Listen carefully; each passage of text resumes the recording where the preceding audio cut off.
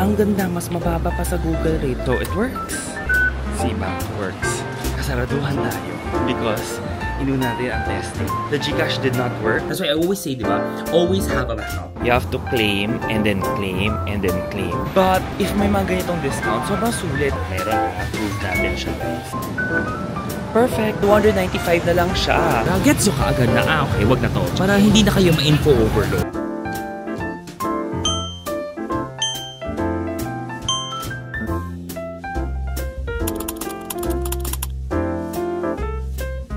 Guys, I'm currently in Hong Kong na and finally naka-arrive na ako. So I have a new series na gusto ko gawin. Pwede ba tayo mag-cashless in this country? So parang gagawin natin short video siya and then what I'm gonna do as much as possible, either GCash siya, yung card na Visa, GCash mismo, yung app, or credit cards lang. So tatry natin mga trains if ever. So I will be staying at the Hilton ngayon sa may Mongkok area siya. So kailangan ko mag-airport train, mag-MTR rin ako. So lahat yan ika-card lang natin and if ever pwedeng GCash, dun tayo mag-GCash. Okay? Let's try it. Yung GCash ko na QR so alam nyo hindi sponsored to, so kailangan itry natin yung iba-ibang cards. Kung hindi gumana, malakita nyo, hindi talaga gumana. First up, I need to buy my train tickets. So guys, my train tickets here and my self-service yan. So dito ako sa train ticket here. Guys, ayan na siya.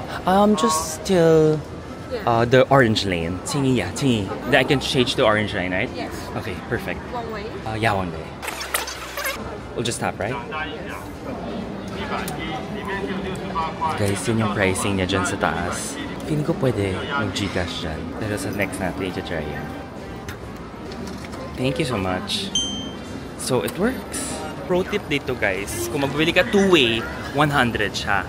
The reason na hindi ko siya ginawang two-way, pero kung kayo yan, dapat gawin yung two-way, is we want to try different. Alam niyo naman, kailangan tayo i-try yung mga cards kung anong gagana, diba? Guys, sila mo, ang dami kong mga bit-bit dito, mga ganyan.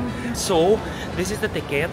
And then, going to look at it, ganyan lang siya, diretso ka lang yan. So, just wait for the train na lang. I will charge 575.65 for that 80 Hong Kong dollars. If we're going to look at Visa's rate, diba? 80 Hong Kong 2 HP, today's the date.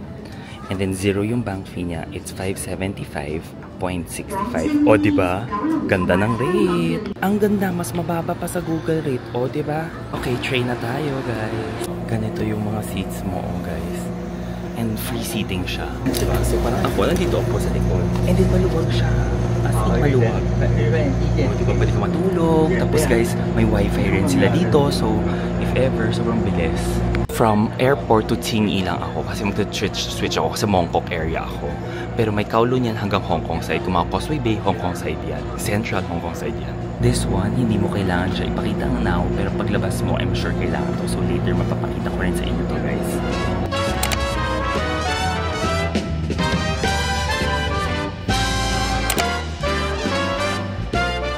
If may MTR train ka, pwede yung Octopus doon ka. Pero kung wala ka naman, QR ka. Ayan, so magtutongchong lane naman ako right now. To the left. U1. So guys, Tongchong line is the one in orange. Akyat lang tayo doon to go to the Tongchong line. Okay guys, let's see. Ayaw ng GCash. Cbank works. Takbo. Kasaraduhan tayo because inuna natin ang testing. So, MTR, the GCash did not work. So, failed si GCash dito. So, we were charged 0.72 muna. Parang holding yan. So, mamaya, I'm sure, meron pa yan separate charging kung magkano yung final. Pero, the Cbank works. Dahil nag-card tayo kanina, kailangan mo i-make sure na same card yung gamit mo pambayad. Ganito po itsura niyan. Kasi ito yung card, di ba? So, you need to make sure it's the same card for you to exit. Ganyan. And usually, guys, isa lang yung card mo na meron or isang side lang yung meron yan. So, dapat dun ka. So, technically, you don't need your Octopus na kasi meron na siya lahat. And dito sa Olympic Station, may Hang Seng Bank. Diyan ako nag-withdraw using GCash dati. Maganda yan. Ito yung road na lalakarin natin, guys. Konti na lang eh. So as per Google, nakasulat mga 1 kilometer walk siya, 16 minutes walk. Pero I feel hindi siya 16 minutes walk. Feeling ko lang, pero tingnan natin. So mukhang carry ko yan. Is guys, story time na lang tayo. Ba't ko naisipan to? So, I actually have this trip. Kinat-short ko rin siya. It's because I have some personal family matters that I need to attend to. So, I wanna go back home kaagad. So, sabi ko, problema. Some of the things, like the fare was already booked. May isang hotel. So, sabi ko, okay, wag na lang natin sayangin. So, why not? Kanina, when I was in the plane, sabi ko, nga, gawin ko kaya yung isang series na hindi natin how cashless the country is that you're gonna go to. And if ever it is cashless, pwede kayo mag-decide na parang, konti na lang i-withdraw nyo, paminsan pang street food nyo na lang. Doesn't necessarily mean that I don't have cash. I still have some Hong Kong dollars here. But it's just that, yung Hong Kong dollars ko, gagamitin ko siya kung kailan ko talaga siya kailangan, di ba? Hindi siya yung parang, yan na lagi kong mag-withdraw ko marami, tapos iniiwan ko siya. So, yun po yun. And alam niyo man saan ako nag-withdraw dati, di ba yung Hang Seng Bank na sinabi ko? So, yun pa rin yung mga tips ko. Meron yan sa airport, meron yan sa mga stations. Don't forget, if ever you're gonna need other things, like naka-eSIM ako right now, I use the Klook eSIM kasi mas gusto ko yun na binabypass niya kasi yung VPN if you don't wanna buy a VPN. So, you can use your TikTok kasi paminsan yun sa ibang SIMs they connect to Hong Kong base, bawal TikTok, diba? Syempre, alam naman TikTok is life para sa atin. So, yun. Okay, and then we will cross that street para pumunta doon sa gitna ng park. Ayan, may stairs na aakyat. Okay guys, ito yung sinasabi na may hagdan na aakyat. So, please be careful if may mga senior kayo, wag. The hotel is there, Hilton Garden Inn. Nandiyan na pala! Wow! This is our hotel. Okay, naka-check-in na ako, guys. For anything else, when checking in for Hilton Honors Club members, they gave me 2 welcome drinks. So I said, 2 Coke Zero. I got cold. And then cute sa loob, meron pa silang hot and spicy chips. At saka meron pa silang cheese chips. And then the other coco is here. O, diba? Okay, and then mag-room tour tayo, syempre. Nearest station here is actually Mongkok Station. Tinanong ko rin. Pero parang pinakamabilis na way na ginugol ko was the Olympic. Kaya yun yung renout niya sa akin. Buti naka-backpack ako. So parang sabi ko, okay lang, ayoko nang umikot ng Mongkok. I get why Mongkok is the nearest. Yes, we're in Mongkok. But, if iikot pa ako kasi na mas malayo, diba, tatagal ako. Parang I save 20 minutes kahit pa paano if nag-Olympic ako. Anyways, mag-room tour muna tayo para mapakita ko sa inyo. Guys, ito na yung Hilton Garden Inn natin. But it's in Mongkok. Okay, pagpasok natin, what do we see first? Your cabinet. So you have your slippers, hair dryer, safety deposit mo, and then you have a laundry bag. And then, more storage. Then hangers are also here. Then on the other side, you definitely have your iron and ironing board. Kabilang side mo guys will be your bathroom. Peter Thomas Roth, diba? The same with all the Hilton, Peter Thomas Roth yan, mga Garden Inn sa Bangkok. Yan din siya. And in fairness meron pa silang amenities na binibigay ngayon kasi dati wala na to guys. Diba, by ruling of Hong Kong. And then, ganito pa rin, Peter Thomas Roth rin mga to. And then, you have your towels sa baba. So, parang very similar yung mga layout nila. Then, you can slide this. And then, ito, syempre, tubig, free, cup. Then, you have your kettle. You also have your mini fridge. Walang laman. And then, you can store your bags here, yung luggage mo. And then, king-size bed yung kinuha ko po dito. Meron mga USB port sa tabi ng kama mo. On the other side naman will be a plug. But, you need to make sure that you bring your adapter kasi guys. And then, on the other side naman, nandito naman yung TV mo, as well as your other plugs. And then, meron siyang charging cable here that you can borrow. Ang cute, diba? Pero if you take it away, $80 siya. Pero ang cute na may ganitong little touch. And diba nga, bawal na sila. Let's disposable items. So, may mga extra payment yan. Then, may sofa ka rin dito. And in fairness sa view ko, ang ganda naman, guys. Kasi, alam kong linakad ko yun. Doon ako galing. Tumawid tayo dyan, inakyat natin yung hagdan dyan. Tapos, nandito na tayo ngayon. Basic, pero very clean yung room. Maayos siya. You have 7-Eleven beside. Nandiyan lang sa katabi sa street. Tinanong ko rin siya. And the nearest station will be Mongkok. So, by the way, yung sa C-Bank, pwede na rin natin makita kung magkano man ang charge sa atin ng C-Bank. If ever. Mukhang wala pa. So, baka we have to check and wait kung magkano yung i-charge yung C-Bank. Baka mag-reconcile pa siya. So far, it's still at the 72.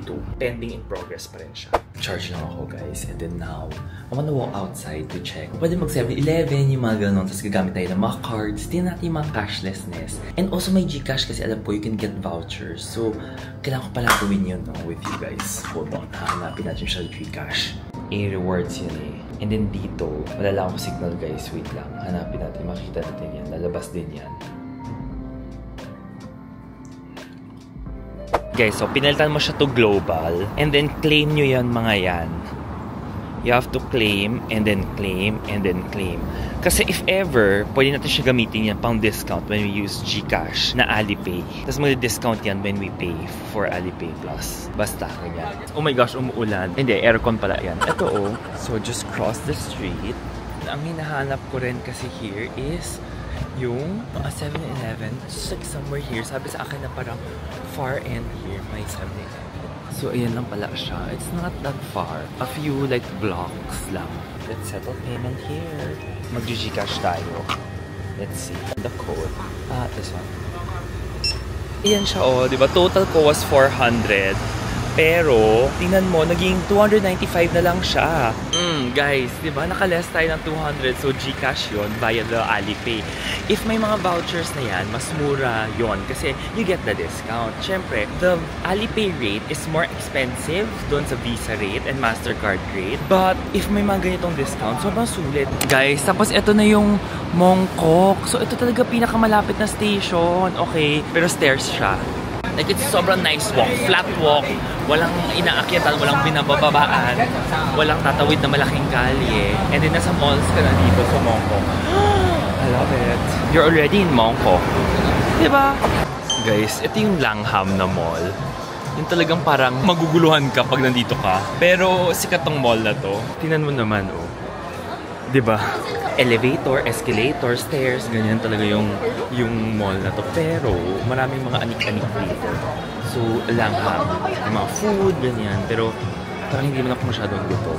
Pero, ang goal ko naman talaga is i-try yung mga cards, diba? So, kaya umiikot-ikot lang ako para kung may maisip tayo kailangan natin i-try, ita-try ko na ulit. O, diba guys? Yan yung Langham. May Donkey pa sa harap, Decathlon, Matsu, Kio, tapos may mga other shops pa. Dami! So guys, since may nakita na ko Hang Seng Bank, pupunta ulit tayo dyan to try out the GCash withdrawal if that still works. Kasi we wanna see, diba, na walang withdrawal fee. And let's do it. Tatawid tayo ng kalye. Guys, meron pa tayo. Welcome! Yan yung pupuntahan ko to look for some stuff. Kasi grocery yan, mas mura.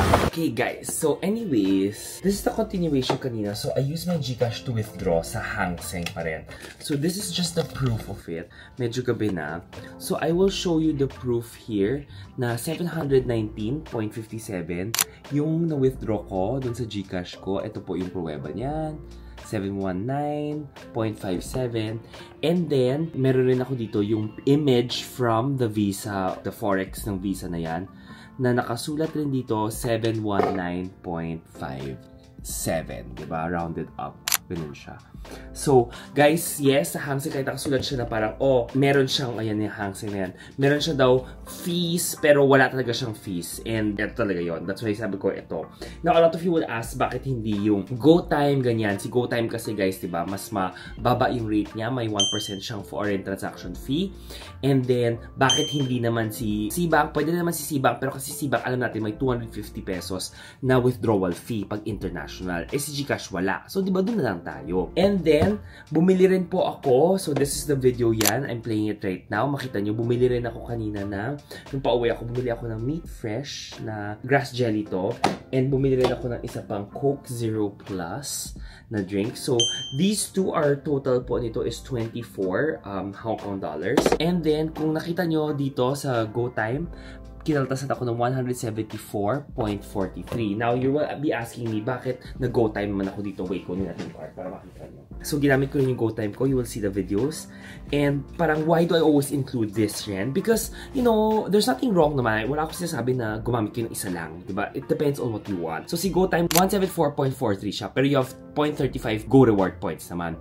But if you're going to look at magkano yung Forex, diba, using Visa, ito na po siya, 24 Hong Kong dollars siya. siya. 17.423 or 0.43 yung ginamit niya. Pero if you notice here, meron siyang 1% na bank fee. So yun po yung sinasabi ko na si GoTime may 1% po talaga siya. I'm not saying that you don't use it, diba? Ikaw bahala. If you like GoTime, wala naman ako sinasabi na huwag niyong gamitin. I'm just saying that gumagawa ako ng mga content na to and videos na to para alam nyo, you're all fully aware that these are the rates that you're going to get if ever you so choose to use it. So, gabi na alam ko, pero pwede naman ako mag-allot ng some of my calories. This is a Xiantao, which is grass jelly. And mas gusto ko to kasi mas konti yung calories ng grass jelly. Ito po siya, di ba black lang talaga siya. Pwede man hindi ilagay na yung creamer, pero sometimes pag dinalagay mo siya kasi, mas creamier lang siya. So, it's like, mas masarap yung pagkain mo. Sarap. Okay, kakain na muna ako. And then, matutulog na ako. Pero, yun yung today's natin na mga update. Almost all places does accept credit cards. Cards, Visa, MasterCard. Bukas, baka meron pa ako konting time. I can also try more. But at least today, very efficient tayo. Dami natin nagawa. Try if this GoTime will work for today sa train station in Hong Kong. Perfect! Gumana siya! Gumana. So, pwede. Labas tayo. Yes! Okay, ito naman tayo ngayon, guys. Dim sum naman. Ito, try natin here. Menu mo, guys, oh. Guys, ito yung sa scan mo. Tapos dito kayo mag-order. One. Then, just order. Kano lang siya kasimpa? Taray!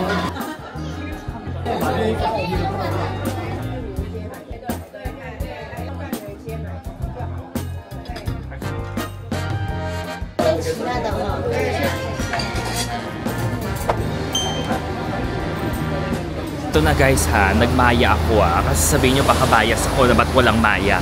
Guys, kasi nga natry ko na siya napakadaming times. So, sinabi ko mataas yung Forex and I'm using the Maya na Visa and I'll show it to you again now para makita nyo yung rates na yan. Kasi alam ko kung magkano yung total charges sa akin kanina. And I'll show you na hindi ako bias. It's just that we know the rate already. That's why ina-avoid ko na siya. Kasi diba parang if I give you so many information, alam niyo parang, so ginagawa ko siyang very simple sa content para gets nyo kaagad na, okay, wag na to. Para hindi na kayo ma-info overload. Ganun no? Ganun ko kayo kamahal, guys. Let's do this. Ay, gamitin natin. Para hindi nyo ako sabihan na hindi ko ito ginagamit. O, meron ha, prove natin siya, guys.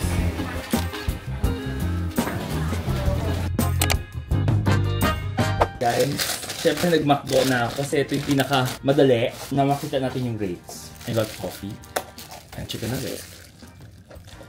Gusto ko tong coffee kasi walang sugar. As in, walang sugar. Chicken nuggets and yung sauce na hot mustard. Just to recap quickly, kasi di ba kanina nung lunch, kumain tayo ng dim sum. So, a lot of even mga restaurants, even yung kahapon kong kinainan nung gabi, hindi ko lang na-videohan yun, kumain ako ng mga duck. You do have credit cards. They do accept credit cards there. And for that specific example kanina, ang ginamit ko was the Maya. The Maya Visa card, which is this one. So, yung dim sum bill ko kasi kanina was 82 Hong Kong dollars. So, if you're going to look at 82 Hong Kong dollars, ito yung charge sa akin ng 82 Hong Kong dollars doon. 606.28, diba? Dim sum. And then of course, i-check rin natin yung sa Visa rate. Sa Visa rate, 606.28 siya with a bank fee, if you're going to look at it, of 2.75%. Ito yung sinasabi ko, I have nothing against all of these different digital wallets, e-banks like that. Kasi I'm sure lahat kayo nagsasabi, Jax, ba't wala ka masyadong Maya, ganyan? I don't hate any of them, ha? Wala akong sinasabing may hate ako. It is just that we know, every time we used it, like back then, 2.75 talaga yung charge niya. So, kaya yun yung reason why I say na I don't want to push something na I know medyo mataas. If you really want to use Maya, gusto mo talaga siya, ito yung preferred bank mo, then by all means do. Go with it. I'm not here to say what's right or what's wrong. All I'm just doing is like, ito po yung rates niya. So, if you want to do it, ito po yun. Okay, and then after nun naman, diba, ang next na ginawa ko was I got some GU clothes. So sa GU naman, ang ginamit ko naman doon kanina was, syempre iba na, Maya na Visa. So this is the Maya Black. Yes, hindi ko pa nagagawa yung unboxing, pero if you're gonna see it, diba, walang mga numbers yun sa likod, ganyan. This one, 298 kasi yung sa GU ko, diba? So my GU was 298 pesos yung item na binili ko. Ang charge sa akin dito is 2,187 87.20 pesos. And then definitely, we always go to the Visa para makita natin magkano yung markup niya. So ang bank rate, if we're going to follow this one, is at 2%. So this one is at 2%.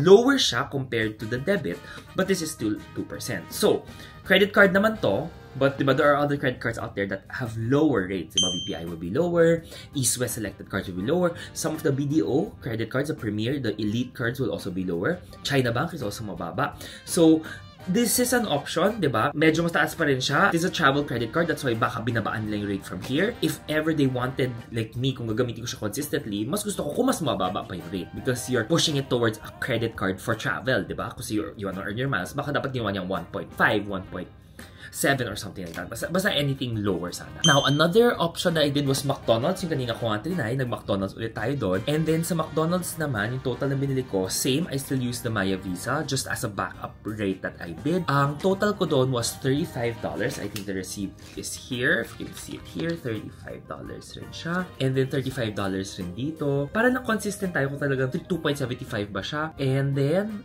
I will show it to you. Chinarge ako ng 258.78 and then chinarge naman sa akin ni Visa is 258.77 rounded up 0.78 siya. So 2.75 talaga siya. At least try natin yung mga to. Yes, if you're going to ask, hindi lang ako nakapag-bus right now. There was a time that I rode a tram. Pwede yon. Visa card ang ina-accept nila. So definitely yes, pwede. Ito yung tram na very cute. Yung gusto nyo mag-umikot sa mga central. Pwede po yon. Pwede pong credit card rin yan. To close everything out, you still definitely have to have some cash, diba? Especially if you eat street food. Baka wala silang mga ganon. Some things that you might buy, yung mga anik-anik, you might need it. Everything else, basta meron siyang card, all of it works. Sa train, the GoTyme and the C-Bank is the more consistent. Si GCash hindi gumana siya sa train. So medyo, that's why I always say, di ba, always have a backup. And yung mga backup mo, syempre, yung mababa rin, low forex rin, para at least, alam mong, sulit pa rin yung pera mo, di ba? That you maximize your every peso pa rin. Later, if I have time sa airport, I will definitely buy some other items. Baka credit cards naman yung gagamitin ko doon. So just to show the consistency, and baka yung mga GCash pa, baka kasi si GCash, meron naman yung mga promo na vouchers. If pwede ko gagamitin natin kasi sayang rin naman siya. And bibili rin ako ng food doon sa airport. I hope you like this new series. And if ever hindi ko siya na-close ng maayos, I will be doing some more of these na consolidate siya para every time you will go with a country, pwede nyo siya tingnan na, okay, ano yung mga best. And diba, even lagi ko sinasabi, consistently, kung ganun naman yung rates niya, like GCash, it will usually work in any country. But baka kasi some of you might want na may example talaga. So, that's why ganito yung itsura ng vlog and the format of this quick trip that I have. I can't wait to go back. In due time naman guys, alam ko, kukwento ko naman sa inyo to. Parang, I just asked a little bit of privacy for now, but I feel naman nagigets ng a lot if you follow me on Instagram, nakikita, feel ko, alam niyo ko ano siya, but yon muna siya. Gusto ko wala na akong masabi talaga. Guys, sa airport na ako, so we're gonna buy food. Diba? Ito pala yung gusto ng dad ko. So, ito yung bibili natin. Guys, ano yung menu? Yun lang. Kanay ko, wonton yan. Kain muna bago mag-work. Kasi, daming gagawin. Now, for my favorite, tantan mian, asado siopao, and then sweet and sour pork.